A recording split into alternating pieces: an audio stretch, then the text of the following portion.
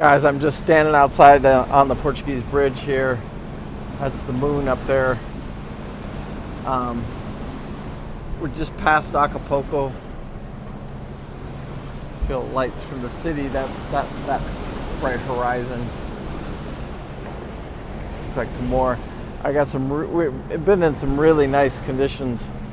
I shut the stabilizers off actually for about an hour.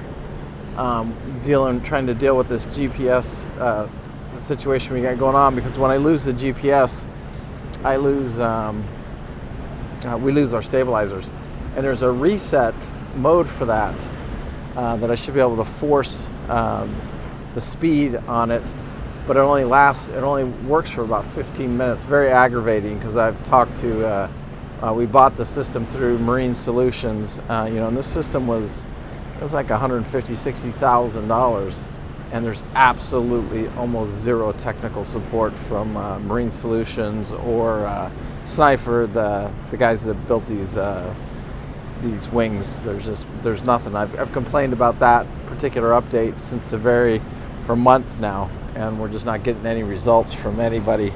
I think the technology's good, because when these stabilizers are working, they're freaking incredible. And being able to, I've been on anchor on them with now 2 or 3 times. And that's where they're really, really unbeatable. But out here in the ocean, I'm probably in, 4 or 5 foot swell right now. And there's really no chop, just the swell. And it really settles the boat down and just keeps it chucking along really, really nicely. So I think the technology is good. It's just, I think there's still a lot of programming that needs to be done for these vector wings to work really, really well in these sea conditions. And I also feel, this is just my feeling, that a lot of these wealthy people put these vectors or these wings, these Sniper wings on, and they don't really come out here and, like we're running. This is a delivery, so we run, and we run up to 20 knots of wind. That's the limits. We don't run at any more than 20 knots of wind, but 20 knots of wind will build a 4-foot sea or a 4-foot chop off of your swell. So it makes a huge difference. And this boat does not like it. It does not like taking it on the beam. And that will affect the stabilizers. They work great, but then all of a sudden, man, they just get that one rogue wave, about the 5-footer that hits us, and then it'll just throw the boat into what it feels like is just kind of a little tiff, where the wings will start to fight. They feel like, and then it'll just shut down. It'll say like it's overloaded and shut it down. So it's very frustrating anyway. That was not what we were sold when we originally bought these things. But anyway, besides that, the yacht's running good today. We were able, yesterday, you saw that we were able to recoup. And I think that was just, really, really starting to learn the yacht, the RPMs. I've been pushing the boat a little bit harder. Normally I run at about 1350. At night we run at about 1250, 1150 to 1250. But this run, the sea conditions have been so good that we've been able to maintain this 1350 throughout the night. In the daytime, we've been pushing it to 1450. And the whole reason for this is I'm trying to get in front of this front that's coming through here and avoid this tropical storm. And like I said, get in front of it and get over to Cabo, sit there for a day or two, get some of this maintenance stuff caught up. Actually, when I get to San Diego. And this is one of our longer runs of this trip. This was almost 1,500 miles of straight running 24/7. So it's a big push. If we can even make it to Cabos, might have to tuck into Puerto Vallarta. Anyway, day 53. We'll see how it goes today. Just another grind, trying to get in front of this thing. I'll keep I'm not gonna push the yacht. I think I'm going to keep it at this 1350 RPMs day and night, unless we get into some over 4-foot chop. Should be able to maintain that pretty easily. Too, on day 53 here is something I wasn't expecting. this caught me off guard a little bit, is the heat. From Panama all the way down to Papagayo, and then all the way over to Chapos. Just brutal heat. And you can really now, this is very gradual, but start to feel the temperature. You can see the ocean degree temperatures drop just slightly, and then we can feel the difference in the air outside. It's like another degree, 2 degrees cooler, but the heat's been brutal, just absolutely brutal on this run. And I wasn't expecting that. I was expecting to be the Pacific Ocean. I'm used to running that West Coast from, let's say, Ensenada up to San Francisco in my younger days, and it was much cooler. You know, I just remember this. We never had air conditioner on any of those boats back then. And here, I mean, you couldn't make these runs without these air conditioners. I'm going to give you a little debriefing. It's about 1 o'clock in the morning. Pete's going to relieve me right now. One thing is I shut the stabilizers off for about an hour. I've been trying to reboot the GPSs and put the, see if we can update the software. So I've been working on that for probably about the last hour. I just probably about a half an hour ago turned those back on. Not one sighting, not one boat, no AIS, nothing. So that's good. I think if you lose the stabilizers, just let them go, and I'll deal with them in the morning. Okay. Just because the sea conditions are so good. Yeah, it's calm. Yeah, it's pretty decent. So anyway, just work on that and don't so much dwell on it. If you want to, you got to go down there to shut the switch off, turn them back on, and you can come grab me too, and I'll turn them back on real quick. But it's really not that bad. You didn't even notice it for an hour. I just did an engine room check. Everything looked good down there. I checked the temperatures were absolutely perfect. Both engines, everything's looking really good. So just maintain course, and I really studied the weather for about an hour or two. And how's that going? It's 50-50? Nah, I'm giving us about a 70% chance we're going, but it's just so freaking close. Yeah, it's just such a risk. But I don't see any 20-mile-an-hour winds right now going that direction. Nothing. And then I think this water, as that cooler temperature over there, because we know that the temperature is going to start really dropping once we get over there. I think there's a divider there that just keeps that weather away from it. So we just need to get there as quick as we can and then make the decision. Yeah. Morning. It's about 6 a.m. and we've been plagued with the same problems all night long. I just got up to check on the boys. I checked on Pete a couple times last night. And we're constantly resetting this GPS, and we're losing our signal for the GPS. Beautiful it is out here this morning.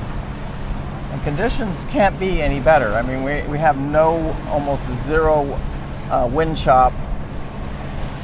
Very little, I would say, 1 to 2s, if anything. And just that nice swell. But without those stabilizers, it makes it rough. It makes it for a different ride. Which we can go without it in these conditions, no problem at all. Look at that, just beautiful, absolutely gorgeous. Wow. Stunning. Sometimes you just gotta step back and take a look at where you're at and what's going on. Anyway, I shut everything down just now, rebooted everything, and then I moved. What I noticed is we were on our internal GPS antennas that were built into the Garmin's, and I switched that over to the NEMA 2000 GX543 antenna. So we'll see if that fixes the problem, but it's been ongoing for the last 12 hours. I think when we got over to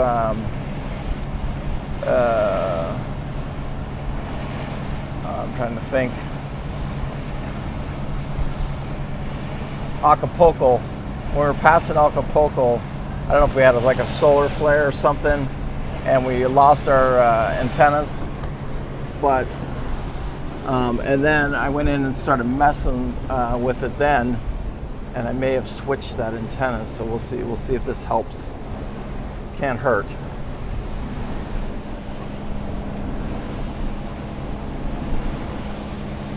think Pete's going to get up in a little while and we'll do some fishing today, especially if these conditions hold. I also just last night I really studied that weather. Spent about an hour just looking at it, and it's a very serious situation, but it looks like we could go. We could make it all the way to Cabo on this run in these same conditions, but it's a very tricky little situation, and I'm monitoring it very closely. I just looked at it again this morning, and it looks like it's possible that we can just keep on going all the way to Cabo. Man, look how beautiful that is. Woo. Right now there's just hundreds and hundreds of dolphins coming at us.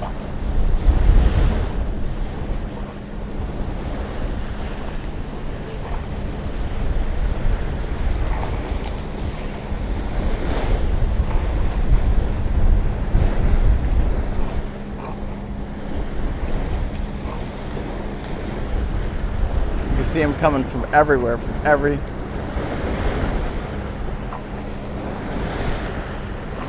just hundreds and hundreds and hundreds of them.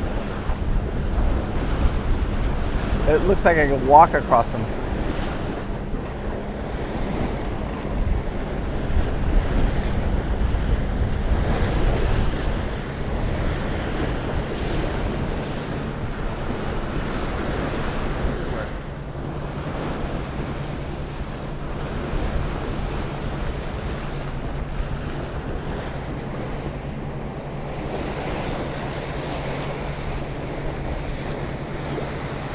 Look at them.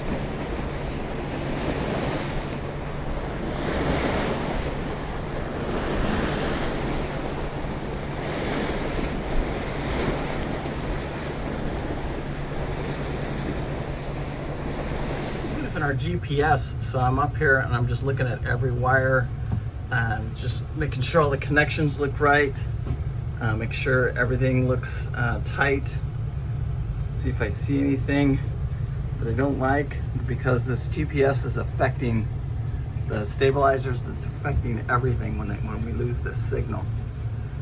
Right now, out here in the middle of the Pacific Ocean, is we're calibrating our compass, which what we're trying to do is get this thing to quit losing.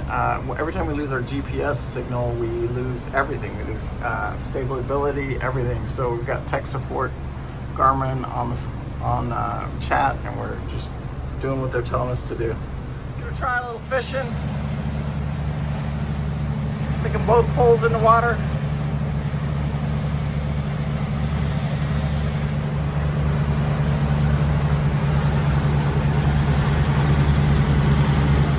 Pangas out here. I'm gonna pull our line. Should I pull our Yeah, line? go ahead and pull our lines. Get them up. Get them up. Let's get the flare guns out. Let's do everything. What's nerve-wracking is this guy is coming right on us, and there's 5 of these damn things right here. They're all around us like they're circling us. It's very nerve-wracking. Hopefully they're just out here fishing.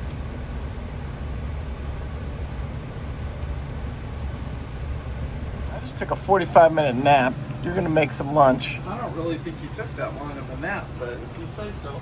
Yeah, it was. Felt good.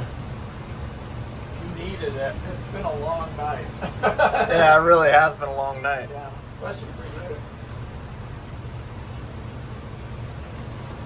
We're just having GPS issues, and I'm almost half tempted to believe that this has something to do with something blocking stuff going on or something, because it's strange. We haven't had these kind of issues since we got to Cuba. Was the last time we had issues like this. We were told we were going to have them in Cuba. And then the big thing with the stabilizers is they go into no GPS mode, and there's supposed to be a locking mode that I can do and not disable the GPS, but it only works for about 15 minutes, so it's been a royal pain in the ass. Oh my. Lee said this is Bering Sea gold. That's better. Yeah, he calls it mud, so it's beans, but he fermentates these beans for like days, and then a special meat, and then it's just really, really good. Conditions are just unbelievably favorable. This is what I'm seeing all the way to Cabo, if it's true, if it can hold true. But there is a nasty, nasty little storm right behind us, and it's going to catch us. So, but we're hoping to just pull into Cabo. With it looks to me, guys, like we have about a 10-hour window. 10-hour error window. Do you know what I'm saying? Like we could be. It's not too bad. No, we couldn't. I don't think we could have timed this much better. I spent hours last night looking at all this stuff. We're still having the same GPS issues. We're still losing our GPS constantly. The sniper people have reached out to me because I should be able to put this thing to a forced non-GPS for the stabilizers. I'm not being able to do it. I tried it again today. It works for about 15 minutes and then it shuts off. So, but they did contact me and said they're working on something, so we'll see what happens. I'm not gonna get my breath. Yeah, a lot of stuff going on. We just went over a fishing line, but this one we didn't. There's no damage. There's the panga right there, but we were fine. We didn't. Nothing happened on that one. I think those guys put little flags on the thing so that Yeah, I think they're supposed to, but they're. I could barely see it, and once I saw it, I was looking. It's loud, but we got the engine room door open, and we got to do a little bush fix here. We're gonna see if we can take this fan right here and blow it on the computer for the stabilizers. It's called an SCU. We're gonna see if we can stick this on it and get some airflow across there. Maybe lower the temperature a degree or two. It's just see if it helps. It may not. Because it keep it from coating out. We're thinking maybe it's we're might be just spitballing, but we'll try it and see what happens.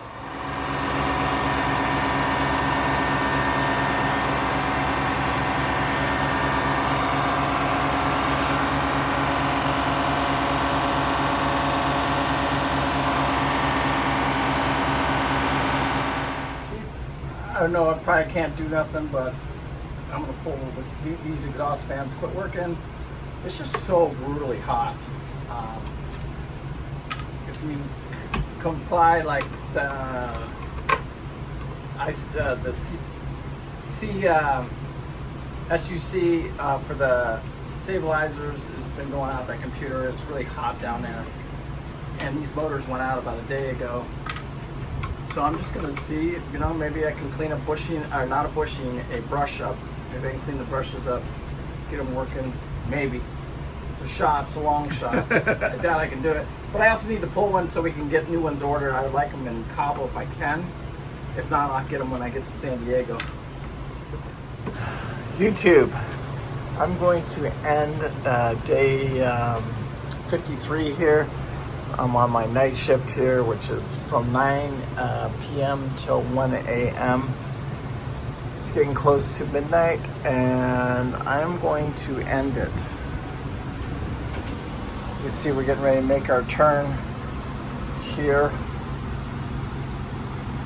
And I wanted to say a couple things. One is that our low-tech, you saw earlier today, our low-tech fan